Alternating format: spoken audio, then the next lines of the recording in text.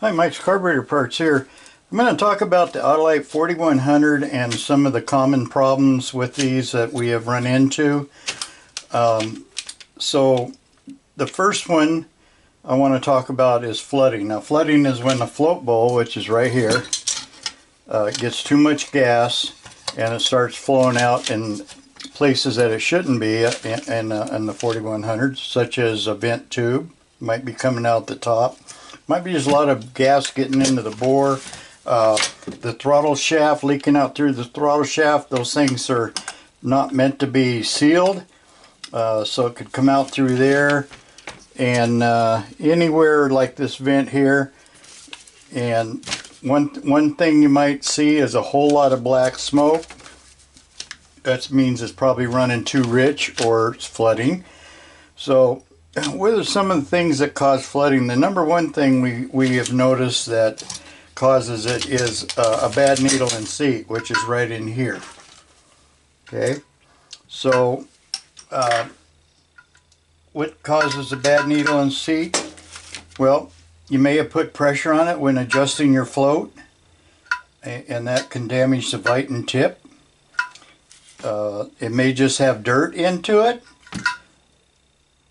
or it may have been sitting for so long that the gas has turned to varnish and varnished it up, varnished inside the carburetor, or perhaps the ethanol has gotten to it from sitting. So one thing to do to test it is to turn the carburetor upside down so that the float will close the needle, and then blow into the inlet. Just use your mouth, blow into it.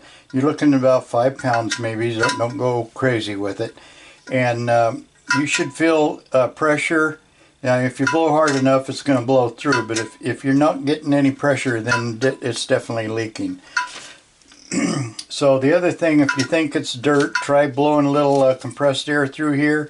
That might blow the dirt out. Doesn't always happen. Now it could be that your carburetor is just dirty. You need to take it apart and get it clean. Okay, that's usually the typical thing. The other problem could be the float. The float could be, for one thing, the float level would have to be way off to cause flooding. So that's not the measurement's probably not a big deal. Probably not causing it, I should say. It could be that the float is leaking. So what you want to do is, for one thing, take it out and on this brass float, shake it, see if you feel any gas sloshing around inside.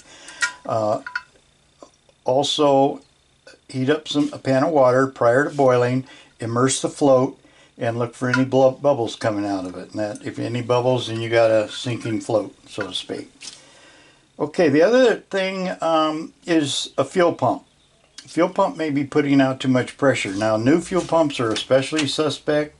Most all of them that I know are made in China, and they don't seem to understand specifications sometimes. So test your fuel pump. I'd say 4.5 to 5 at the most on this carburetor pounds. And if you have to, stick a regulator between the fuel pump and the carburetor inlet here so you can regulate it down. You know, don't do it like 2 pounds just so you can try and get it to quit flooding. That's not going to do it. You need to put it where it should be, 4.5 pounds I'd say, and then look for any problem. Okay, so that's flooding. We'll go on to hesitation and bogging next. Or bog. First of all, hesitation can be caused by the electrical system, in particular the vacuum advance, or excuse me, the distributor advance. So make sure that's working first, and then if you suspect the carburetor, the hesitation of it, well, first of all, what I would do is look down the carburetor with the engine off, pump your gas once, and you should see 2 strong streams of fuel come out of these 2 little brass tubes right here. Okay, if you don't see that, then you have an accelerator problem. So either maybe you don't have any gas in it to start with, but one thing to check out is a check ball. Got this special screw in there in the main discharge. Make sure the gasket's correct for one thing. You know, if it's the wrong gasket, you'll have trouble there. That's the check weight. We do carry these. That check weight sits on top of the check ball, and there's the check ball. Okay, so the check ball fits in this hole, and what that does is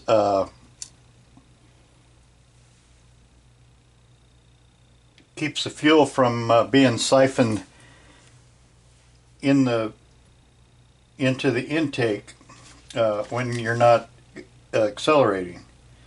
All right, let's put this back on before I forget it. Oh, and so also you want to check your, I talked about the squirts here coming out of these holes. Make sure this is real. These are open. You may have to blow air through it, or what I use is this carb cleaner, spray carb cleaner. You can shoot it through the hole here. See how it shot through there? Hopefully you can see it. There we go again. So now I know those are really clear, so using the carb cleaner, it also helps clean out the hole. So there we go. Put that back on your Venturi.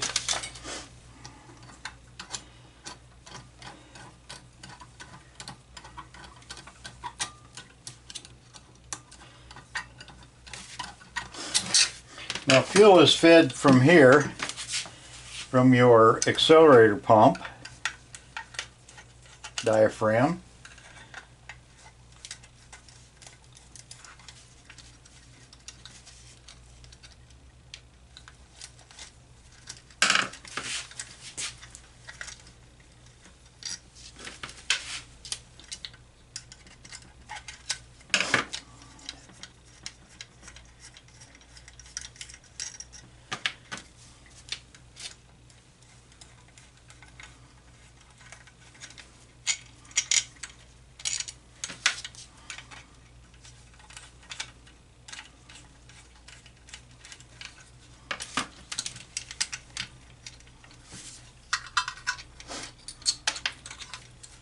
As you can see, there's a return spring in here, and this particular 4100 has a umbrella type check inside there. And let's see, let me take this off so you can see what's going on. Okay, get that out of the way. All right, so when you let up on the gas, it kind of creates a suction in here, this diaphragm going back into the place, and opens up this check valve here, and lets fuel from the fuel bowl flow in.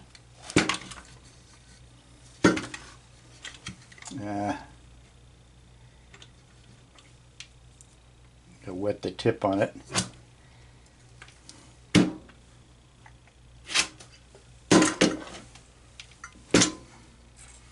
Everybody cut it off too short. All right, so then right here in this hole, when you pump it, it flows through this passageway right here and goes into your main discharge. Now let's see what happens. Let's pull this back out here. I like to follow the passages. Helps to know where they go. See? Hopefully you've seen that carb cleaner come up through there. So you know the passage is open. Yeah, and I actually blew the check ball out of it. Alright, let's get it back in there. So,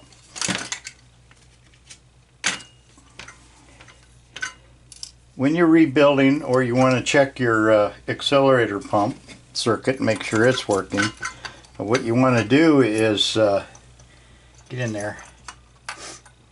Oh, wait a minute, put it in this way. Duh. Okay.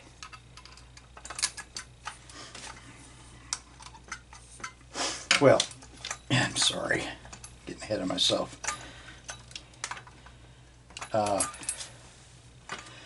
Fill this with mineral spirits. and then hold this down, hold your check ball down, and pump the gas. You should feel some pressure, and also fuel should not come out of this hole, out of your discharge. Okay, if it is, your check ball isn't sealing, and the way to make that seal is get your little drift punch in there and just tap it a little bit, not real hard, and that'll help form a better seal around the check ball. That could be one problem. And then also make sure your auxiliary pump well is filling up with gas. Check your diaphragm, make sure it's not broken. Okay. Yeah. Now I gotta find that. There it is. Okay.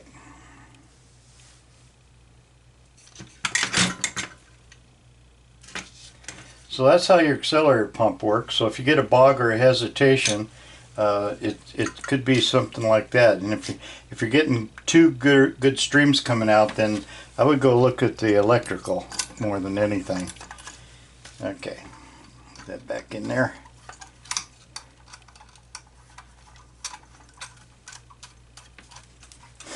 So one other thing I might mention, when you're pumping, if you got gas leaking out here, that means this is probably warped.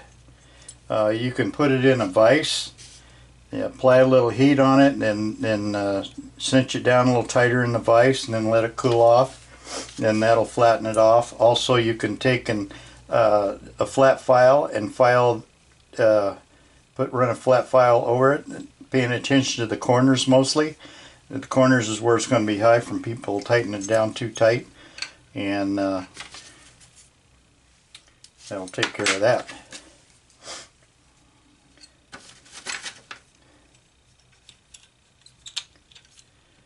Okay, so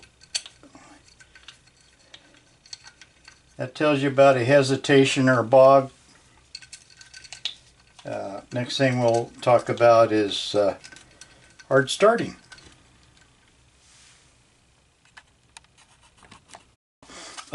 It could be hard to start when it's cold or when it's hot. So first we'll start with the cold. If you're having trouble starting it when it's cold, first of all, make sure is the choke closed when it's cold. When you first start up the car with the carburetor, you want to press down on the gas one time to allow the choke to close, maybe on the high part of the fast idle cam, and it's holding it open. So, and then you crank it, and that should start. The other thing is, when it's cold, the engine needs a little bit of extra fuel. So look down your carburetor with the engine off and pump the gas, and you should have two strong streams of gas going into the venturi here. If not, then you've got a problem with possibly the accelerator pump, dirt in the carburetor, or your main discharge may be plugged. Okay, so that's when it's cold. Now, when it's hot and you're having trouble starting it, make sure that the choke valve is all the way open. Also, do you smell fuel? It may be just running too rich or boiling over, something like that. Boiling over, the engine's too hot. You may need to put a spacer under the carburetor, or maybe an extra gasket, something like that, if that's the problem. When you are running a car and you first turn it off, take a look down at the carburetor and make sure gas isn't dribbling out of the main discharge here.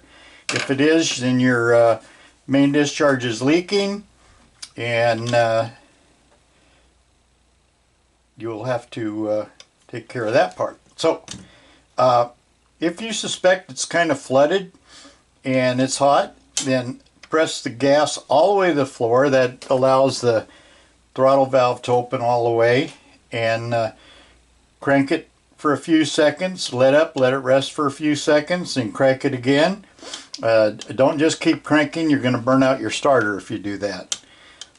So that will help clear it out. If you have continuing problems like that when it's hot, then you're probably just getting too much fuel for one reason or another. Check your float level, make sure it's right, set it to specs. The float level is different on all on different applications, so check the specification sheet. We have float levels in our technical section you can refer to. Also, when you buy a carb kit, you get a spec sheet electronically, and you can look at that, and actually you can download that with any of the 4100 carburetor kits that we have. There's a link there for an instruction sheet. So what else can cause it hard starting? Obviously the electric, in particular the spark plugs. If they're old, they may not be firing as good as they should. Bad wires, even the coil. Coils especially will show up with the engine hot and it doesn't want to start, and that could be the coil. So I'm not going to go into the electronics too deep. That's a different subject, but away from the carburetor. Okay, so that's, oh, the other thing is that might be hard starting is a bad vacuum leak. So you want to check your gasket here, make sure that it's not open here somewhere. Check your vacuum lines, etc. Look for a vacuum leak. I use carb cleaner, especially when the car's running. If it running's rough, try spraying carburetor cleaner around the base of the carburetor and any other vacuum line, and if the RPM changes, you've hit the mark. So another thing that might make your car hard starting, if it has sat for quite a while, the gas may have turned to varnish. Gas will turn to varnish if it sits there long enough. I had a pickup once and it sat for about 6 months when it turned to varnish, and it stunk to varnish when I went out there to start it. And what happens is the gas, when it turns to varnish, will coat the inside of the carburetor, the fuel lines, and the gas tank. If that happens, you're going to have to remove the gas tank and get it cleaned out really good. Just putting in fresh gas isn't going to do it. And so, like I say, it coats inside the carburetor. It plugs up the passages, and all kinds of things happens. But it definitely will be hard to start. It may start, chug, chug, chug, chug, miss really bad, die, that kind of thing. So, and like I say, take your cleaner off and smell and see if it smells like varnish. That's a giveaway. Gives you some ideas on things that can go wrong with your 4100. Alright, thank you for watching our videos. We do appreciate it. You can find parts for the 4100 on our website at mikescarb.com, mikescarb.com. We do appreciate your business. Thank you.